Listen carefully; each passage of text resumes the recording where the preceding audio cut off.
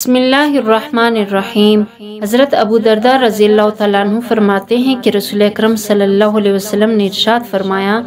کہ اللہ تعالیٰ نے 3 قسم کی جنات پیدا فرمائے۔ ایک قسم سانپ، بچھو اور زمین کی کیڑے مکوڑے ہیں، اور دوسری قسم فضا میں ہوا کی مثل ہیں۔ تیسری قسم جنات کی ایک قسم وہ ہے جس پر حساب و عقاب ہوتا ہے۔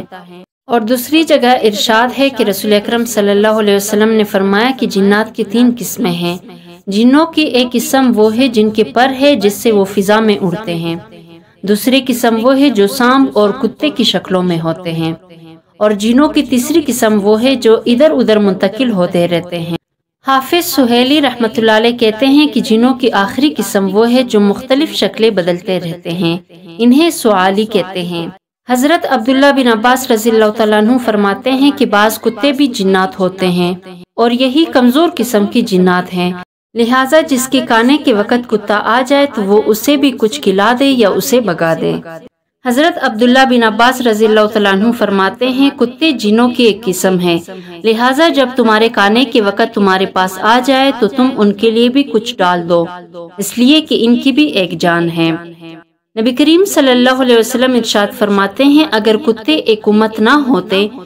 تو میں انہیں ضرور مار ڈالنے کا حکم دیتا، لیکن مجھے خوف ہے کہ میں کسی امت کو نہ مٹا دوں، لہٰذا تم کالے کتوں کو قتل کر لو، اس لیے کہ وہ شیطان کی ایک قسم ہے۔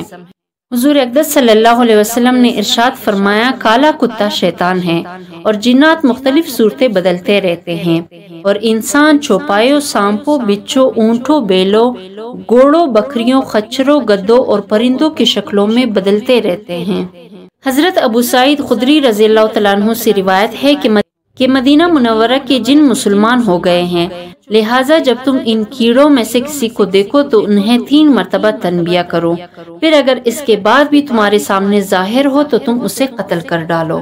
قاضی ابو یعلی حنبلی کہتے ہیں کہ شیطانوں کو اپنی صورتیں بدلنے کا اختیار نہیں ہے، البتہ شیاطین اپنی شکلیں اس وقت بدل سکتے ہیں جب اللہ تعالیٰ انہیں کچھ کلمات اور فعل سکھا دے، وہ ان کلمات کو ادا کرے اور وہ کام کرے تو اللہ تعالیٰ اس کی وجہ سے ان کو ایک صورت سے دوسری صورت میں بدل دیتا ہے۔ اسی وجہ سے کہا جانے لگا کہ شیاطین اپنی شکل و صورت بدل سکتے ہیں، اس کا مطلب یہی ہے کہ شیاطین اس کلمہ کے ادا کرنے پر قادر ہیں، تو جب بھی وہ ان کلمات کو ادا کرتا ہے، وہ مخصوص کام کر لیتا ہے تو اللہ تعالیٰ اس کو ایک صورت سے دوسری صورت میں تبدیل کر دیتا ہے۔ اسی لیے کہا جانے لگا کہ شیطان فطری طور پر اپنی شکل و صورت بدل سکتا ہے، لیکن شیاطین اور جنوں کو بذات خود اپنی شکلیں مختلف شکلوں میں بدلنا محال ہے۔ قاضی ابو یعلی کہتے ہیں کہ فرشتوں کو بھی اپنے شکلیں بدلنے کے متعلق یہی قول و حکم ہے۔ قاضی ابو یعلی کہتے ہیں ابلیس کے بارے میں جو روایت ہے وہ سراقہ بن مالک کی شکل میں ظاہر ہوتا ہے، اور حضرت جبریل امین علیہ السلام حضرت دحیہ کلبی کی صورت میں آتے تھے، اور اسی طرح اللہ تعالیٰ کا فرمان فَأَرْسَلْنَا إِلَيْهَا رُوحَنَا فَتَمَثَّلَ لَهَا بَشَرًا سَوِيًّا، ہم نے اپنا روحانی فرشتہ جبریل امین علیہ السلام بھیجا، وہ اس کے سامنے ایک تندرست آدمی کی شکل میں ظاہر ہوا۔ یعنی اللہ تعالیٰ نے ان سب کو ایسے کلمات و فعل پر قدرت دی کہ جس کے کرنے سے اللہ تعالیٰ انہیں ایک شکل سے دوسری شکل میں منتقل فرما دیتا ہے۔ اسی طرح غیلان جن جنوں کا جادوگر ہے۔ حضرت عمر رضی اللہ تعالیٰ عنہ کے سامنے غیلان جن کا ذکر ہوا تو انہوں نے فرمایا کسی کو یہ طاقت نہیں کہ وہ اللہ تعالیٰ کی پیدا کی ہوئی شکل و صورت کو تبدیل کر لے، لیکن تمہارے جادوگروں کی طرح جنوں میں بھی جادوگر ہوتے ہیں، لہٰذا جب تم ان میں سے کسی کو دیکھو تو آذان دو یا اسے تنبیہ کر دو۔ حضرت عبداللہ رضی اللہ تعالیٰ عنہ فرماتے ہیں کہ رسول اکرم صلی اللہ علیہ وسلم سے غیلان کے بارے میں پوچھا گیا تو حضور نبی کریم صلی اللہ علیہ وسلم نے ارشاد فرمایا یہ جنوں کا جادوگر ہے۔ حضرت امام مجاہد رحمۃ اللہ علیہ فرماتے ہیں کہ جب بھی میں نماز شروع کرتا تو شیطان ہمیشہ میرے سامنے حضرت عبداللہ بن عباس رضی اللہ تعالیٰ عنہ کی صورت میں آ جاتا، تو مجھے حضرت عبداللہ بن عباس کا فرمان یاد آ گیا اور میں نے اپنے پاس ایک چھری رکھ لی، جب وہ میرے سامنے آیا تو میں اس کے اوپر چڑھ گیا اور اسے چھری گھونپ دی، چنانچہ وہ فوراً گر پڑا، پھر اس کے بعد میں نے اسے نہیں دیکھا۔ حضرت عبداللہ بن عباس رضی اللہ تعالیٰ عنہ سے روایت ہے کہ رسول اکرم صلی اللہ علیہ وسلم نے فرمایا جنات سانپ کی شکل میں بدل دیے گئے ہیں، جس طرح قوم بنی اسرائیل بندروں اور خنزیروں کی شکل میں مسخ کر دیے گئے ہیں۔ قاضی ابو یعلا فرماتے ہیں کہ جنات انسانوں کی طرح کھاتے پیتے اور آپس میں نکاح بھی کرتے ہیں، اور ظاہری حکم یہی ہے کہ تمام جنات ایسے ہی کرتے ہیں۔ چنانچہ بعض علماء کہتے ہیں کہ ان کا کھانا پینا سونگھنا اور آرام کرنا ہے، لیکن چبانا اور نگلنا نہیں ہے۔ حضرت وہب بن منبہ سے جنات کے بارے میں پوچھا گیا کہ کیا وہ کھاتے پیتے اور مرتے اور آپس میں نکاح کرتے ہیں، تو حضرت وہب بن منبہ نے فرمایا کہ ان کی کئی قسمیں ہیں۔ پہلے قسم خالص جنات جو ہوا میں پرواز کرتے ہیں، نہ کھاتے ہیں، نہ پیتے ہیں، اور نہ مرتے ہیں اور نہ بچے دیتے ہیں۔ دوسری قسم جنات کی بعض قسمیں ایسی ہیں جو کھاتے پیتے آپس میں نکاح بھی کرتے اور مرتے ہیں۔ یہ وہ جنات ہیں جو اپنی شکل و صورت بدلتے رہتے ہیں اور بھوت دیو چڑیل کی مشابہ ہوتے ہیں۔ حضرت یزید تابعی رحمۃ اللہ علیہ فرماتے ہیں کہ تمام مسلمانوں کے گھروں کی چھتوں میں مسلمان جن رہتے ہیں۔ جب دوپہر کی کھانے کا دسترخوان لگایا جاتا ہے تو وہ جنات بھی اتر کر ان کے ساتھ بیٹھ کر کھاتے ہیں، اور جب رات کا کھانا لگایا جاتا ہے تو اس وقت بھی اتر کر آتے ہیں اور ان کے ساتھ بیٹھ کر کھاتے ہیں۔ انہی کے ذریعے اللہ تعالیٰ شریر جنات کو بھگا دیتا ہے۔ حضرت علقمہ رضی اللہ تعالیٰ عنہ فرماتے ہیں کہ میں نے حضرت عبداللہ بن مسعود سے سوال کیا جنوں سے ملاقات کی رات،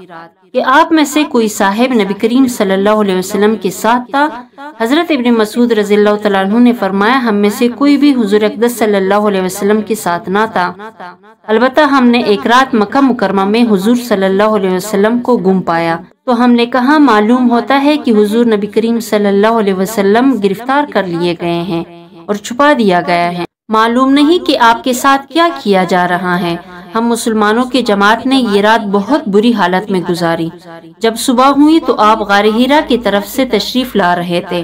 تو صحابہ کرام رضوان الاجمعین نے حضور اکرم صلی اللہ علیہ وسلم سے اس بات کا ذکر کیا جس مشکل میں وہ تھے۔ حضور نبی کریم صلی اللہ علیہ وسلم نے ارشاد فرمایا میرے پاس ایک جن نے آ کر دعوت دی، میں اس کے ساتھ چلا گیا اور میں نے انہیں قرآن کریم پڑھ کر سنایا، پھر حضور صلی اللہ علیہ وسلم ہمیں لے گئے اور ان کی آثار دکھائے اور ان کی آگ کے آثار دکھائے۔ جنات نے حضور سے زیادہ سفر مانگا اس لیے کہ وہ کسی جزیرے میں رہنے والے جنوں میں سے تھے، تو حضور نبی کریم صلی اللہ علیہ وسلم نے ارشاد فرمایا ہر وہ ہڈی تمہاری غذا ہے جس پر اللہ تعالیٰ کا نام لیا گیا ہو، یعنی حلال ذبیحہ کی ہڈی تم لوگوں کی غذا ہے۔ اور ترمذی کے الفاظ یہ ہے کہ جنات کی غذا وہ ہڈیاں ہیں جن پر اللہ تعالیٰ کا نام نہ لیا گیا ہو اور وہ تمہارے ہاتھ میں آ جائے، یا جس ہڈی میں گوشت لگا ہو، اور ہر قسم کی لید اور مینگنی تمہارے چوپائیوں کا چارہ ہے۔ نبی کریم صلی اللہ علیہ وسلم نے اسی لیے ارشاد فرمایا کہ تم لوگ ہڈی اور لید سے استنجا نہ کرو، اس لیے کہ یہ دونوں تمہاری بائی جنوں کی غذا ہے۔ حضرت ابو ہریرہ رضی اللہ تعالیٰ عنہ سے روایت کرتے ہیں کہ نبی کریم صلی اللہ علیہ وسلم نے حکم فرمایا کہ میرے لیے پتھر لاؤ، میں اس سے استنجا کروں گا، اور فرمایا تم میرے پاس ہڈی اور لید مت لانا۔ میں نے عرض کی لید اور ہڈی کی تخصیص کی کیا وجہ ہے؟ حضور نبی کریم صلی اللہ علیہ وسلم نے ارشاد فرمایا یہ دونوں چیزیں جنوں کی غذا ہیں۔ میرے پاس ایک شہر کی جنوں کا ایک وفد آیا جو نیک جن تھے، انہوں نے مجھ سے کھانا مانگا، تو میں نے اللہ تعالیٰ سے ان کے لیے دعا کی کہ جنات کسی ہڈی اور لید کے پاس سے جب بھی گزرے اس پر اپنی غذا موجود پائیں۔ حضرت جابر بن عبداللہ رضی اللہ تعالیٰ عنہ سے روایت کرتے ہیں، فرماتے ہیں کہ میں رسول اکرم صلی اللہ علیہ وسلم کے پاس تھا کہ اچانک ایک سانپ آیا اور آپ کے پہلو میں کھڑا ہو گیا، پھر اس نے اپنا منہ حضور اقدس صلی اللہ علیہ وسلم کے کان مبارک کے قریب کر لیا، گویا آپ سے سرگوشی کرنے لگا، تو نبی کریم صلی اللہ علیہ وسلم نے ارشاد فرمایا ہاں ٹھیک ہے، پھر وہ واپس چلا گیا۔ میں نے حضور اقدس صلی اللہ علیہ وسلم سے دریافت کیا تو حضور نے مجھے خبر دی کہ وہ جنات میں سے ایک شخص تھا، اور وہ یہ کہہ گیا کہ آپ اپنی امت کو حکم فرما دے کہ وہ لید اور بوسیدہ ہڈی سے استنجا نہ کرے، اس لیے کہ اللہ تعالیٰ نے اس میں ہمارا رزق بنا دیا ہے۔ حضرت عبداللہ نے فرمایا کہ نبی کریم صلی اللہ علیہ وسلم کی خدمت میں جنوں کا ایک وفد آیا اور عرض کیا کہ اے محمد آپ کی امت ہڈی، لید اور کوئلہ سے استنجا نہ کرے کیونکہ اللہ تعالیٰ نے اس میں ہمارا رزق مقرر فرما دیا ہے، تو نبی کریم صلی اللہ علیہ وسلم نے امت کو اس سے منع فرما دیا۔